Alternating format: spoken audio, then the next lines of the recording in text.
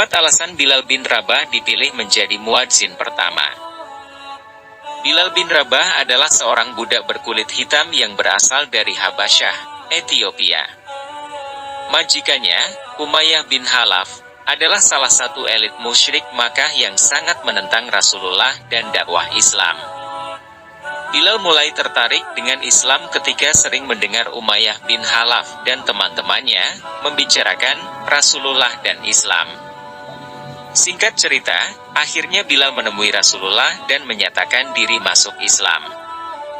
Umayyah bin Khalaf yang mengetahui budaknya masuk Islam marah besar.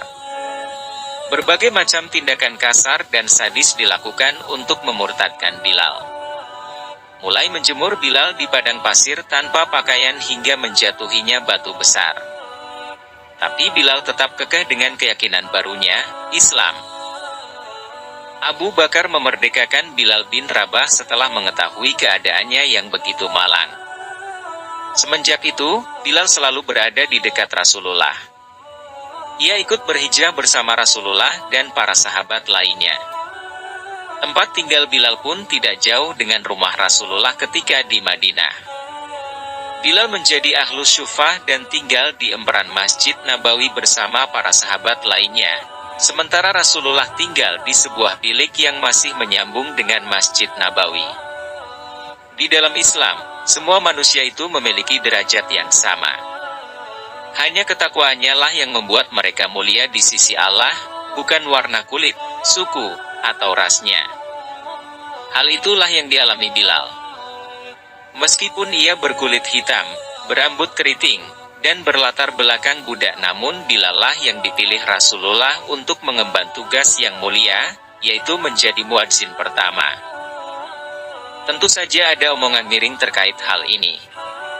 Terutama saat Bilal mengumandangkan adzan di atas Ka'bah ketika peristiwa Fathu Makkah. Kata mereka, apakah pantas budak hitam adzan di atas Ka'bah? Lantas apa yang menyebabkan Bilal dipilih untuk menjadi muadzin pertama? Pertama, Bilal memiliki suara yang lantang dan merdu. Mungkin ini menjadi faktor pertama mengapa Rasulullah memberikan tugas kepada Bilal untuk menjadi muadzin pertama dalam Islam.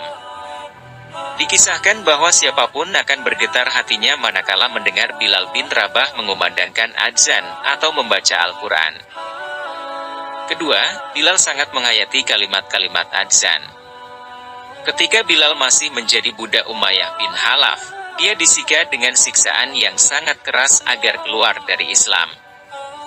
Mulai diseret dan dijemur di padang pasir dengan tanpa pakaian hingga dijatuhi batu besar tepat di atas dadanya. Bilal bergeming. Dia bahkan terus mengucapkan ahad, ahad, ahad ketika disika. Pengangkatan Bilal sebagai muadzin pertama merupakan penghargaan kepadanya. Mengapa? Karena apa yang diucapkan Bilal ketika disiksa, ahad, ahad, ahad, memiliki unsur persamaan dengan kalimat-kalimat adzan, yaitu tauhid atau mengesahkan Allah. Ketiga, Bilal memiliki kedisiplinan yang tinggi. Adzan dikumandangkan 5 kali dalam sehari semalam. Waktunya pun sudah ditetapkan atau menjelang dilaksanakannya sholat fardu. Untuk itu, diperlukan orang yang memiliki kedisiplinan yang tinggi untuk mengemban tugas sebagai muadzin. Dan Bilal bin Rabah adalah orang yang memiliki kedisiplinan yang tinggi itu. 4. Bilal memiliki keberanian. Untuk mengumandangkan adzan pada masa-masa awal dakwah Islam, maka diperlukan keberanian yang tinggi. Maklum saja, prinsip tauhid yang ada dalam kalimat adzan tentu saja bertentangan dengan kondisi masyarakat pada saat itu, di mana kemusyrikan dan penolakan terhadap Islam masih kencang. Bilal sudah terbukti memiliki keberanian yang tinggi. Disiksa sekeras apapun saat menjadi budak, dia tetap memegang teguh keyakinannya, Islam. Bilal terus mengumandangkan adzan. Namun saat Rasulullah wafat, dia tidak bersedia lagi menjadi muadzan. Alasannya, Bilal air matanya pasti akan bercucuran manakala sampai pada kalimat, Asyhadu anna Muhammadar Rasulullah, sehingga membuatnya tidak kuasanya melanjutkan adzan. Bilal mengaku kenangan lamanya bersama Rasulullah akan muncul ketika sampai pada kalimat itu. Khalifah Abu Bakar mencoba merayu Bilal untuk adzan lagi, namun usahanya tidak berhasil. Bilal bersedia untuk mengumandangkan adzan lagi ketika Khalifah Umar bin Khattab tiba di Yerusalem. Atas permintaan umat Islam, Khalifah Umar meminta Bilal untuk adzan sekali lagi saja. Bilal akhirnya naik mimbar dan adzan. Semua yang hadir menangis terseduh sedang mendengar adzan Bilal lagi, termasuk Khalifah Umar.